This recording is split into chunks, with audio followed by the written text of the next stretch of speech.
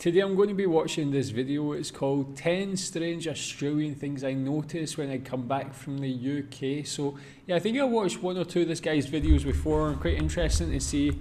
He's a Brit, clearly living in Australia, having a great time there. So interested to see what strange things he notices in Australia. Let's watch. Every time I land back in Australia, I remember the exact same things. The heat, the birds, the coffee, the bare feet. It's like Australia is determined to remind you instantly that you're back. I've lived in Australia for the past 5 years now, but every year I go back to the UK. I've just returned from my annual trip and I'm feeling like a jet-lag zombie. But every time I fly to the UK and come back, it's like my brain forgets what Australia is actually like. So here are some odd things that I'm reminded of when I return to Oz. And having come from a 4-degree UK November into I think it's like, I'll just check on my phone, 34-degree Brisbane summer, I feel like I'm doing hot-cold contrast therapy. The sun is aggressive. Yeah, that one, but I feel the same whenever I go back to Scotland. It's usually like in December as well for Christmas. And we come back here, as soon as you like step off the plane, it's just like you can feel the heat, like you can like almost see the heat. It's just like this tingly feeling in a different way from the cold. Here in Malaysia it's obviously very humid as well, so you get like this, it's got a smell to it, the humidity, I think, in my experience. That one for sure. I don't know why, but I forget when I come back here. The sun is just turned to max brightness. My parents have been forcing me to wear sunglasses since day one.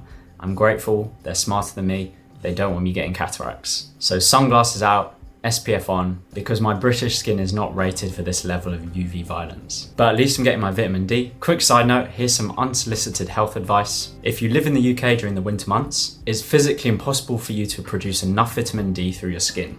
And that's because not enough UVB reaches the Earth's surface, and UVB is what's required to make vitamin D. So if you live in the UK and it's winter, you have to supplement vitamin D, or at least get it through your diet, because you're not making any from the sun. The birds are unhinged. In the UK, you get cute little robins and pigeons that look depressed. In Australia, the birds scream like they're in a Metallica tribute band. You've got your ibises rummaging through bins. These blew my mind when I first saw them. And you've got your magpies swooping innocent pedestrians. And they put up signs in different places if they know there's a magpie nest nearby, because they will literally attack pedestrians as they're walking past. Birds in the UK are noticeably gentler. Coffee that... But is there like, I've seen a lot of people say that, of course, since I started watching videos like this.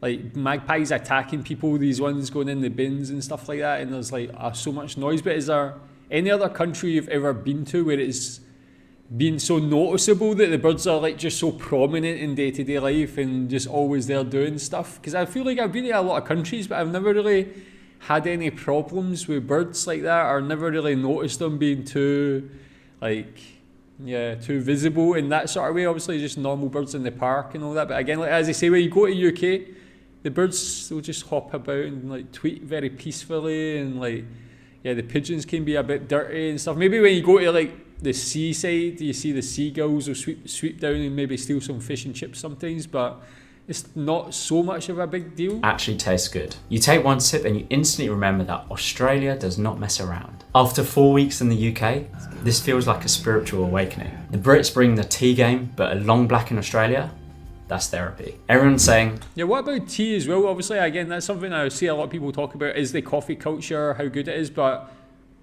do a lot of Australians drink tea, or is it just not really a common thing to do? Like obviously, with a lot of like British people have moved to Australia, with the history of Australia and Britain, you would have thought tea would be just as popular as coffee would be, but I don't really see many people mention it actually when they talk about their experience in Australia. How are you going? I've forgotten how many different meanings this has. Hello, how are you? Why are you here? Are you lost? And this is actually something that I've picked up, and I had to stop myself from saying when I was back in the UK. I had to switch back to my usual, you alright? Which in Australia you won't hear anywhere, and I'm told you alright actually means, are you okay? Like seriously, is something wrong? So if you're a Brit coming to Oz, don't say that. The barefoot culture. Now this was a controversial topic in the last video. A lot of Aussies getting defensive saying, oh, we don't go barefoot in Melbourne. But speaking from my personal experience in Brisbane, I see people walking barefoot all the time. In Coles, in Woolies. I've even seen people barefoot at the airport. And if you can't beat them, join them. but only on soft grass when I'm exercising. That's my limit. I know I probably shouldn't paint the whole country with the same brush. Different regions have different cultures and different temperatures, of course. But in the UK, you will not see bare feet anywhere, because if you tried that, your feet would look like you've been coal mining. The gyms are... That's true, and you'd probably be stepping on all sorts of nonsense, man, just how dirty the Britain is. But so is it a regional difference, a regional thing with walking barefoot? Is it more like places like Brisbane rather than the other cities like Melbourne and Sydney and stuff like that? Or does it depend on where you are in each city, like the more suburban places or near the beaches, I'm guessing, is probably the most common place for people to go barefoot. But yeah, where is it people walk barefoot usually? Full of units. In Australia, you walk into the gym and everyone's just shredded. Sunshine plus outdoor training plus genetics built for surfboards. I walked into the gym and I immediately wanted to apologise for my biceps. I'm not saying UK people can't be in good shape, but I guess the warm weather here means that everyone skipped the winter bulk and are getting beach body ready year round. Long drives. One thing that I forget about Australia is that every single drive takes forever. Nothing is close. Nothing. In the UK, if something's more than 25 minutes away, we cancel the plan. In Australia, people are like, yeah mate, it's only 2 hours up the road. And also, I fully turned into an automatic driver now. I used to think I loved driving manual, but having been here for 5 years, I've realised that automatic is far superior. I tried to drive manual again in the UK and nearly performed an exorcism on my dad's engine. Australia has converted me. My clutch foot is basically retired. Outdoor everything. This is the one that gets me every time.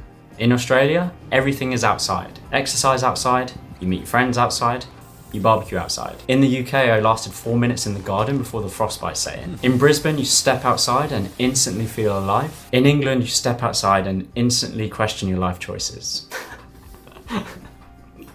Obviously, I have to mention the big one, the spiders and the snakes. People always ask me, Chris, aren't there giant spiders everywhere? Do snakes crawl through your apartment? And honestly, yeah, absolutely. Huge ones, everywhere, in your bed, in your bathroom, every day. Sometimes they even do the dishes for me. Psych! This actually never happens. Having lived here for 5 years, I've never seen a big spider or a big snake in the city. If anything, you're more likely to see a Tesla than a tarantula. If you do go to the outback, or if you decide to go to the Daintree rainforest, for example, you will see some big spiders there and some snakes.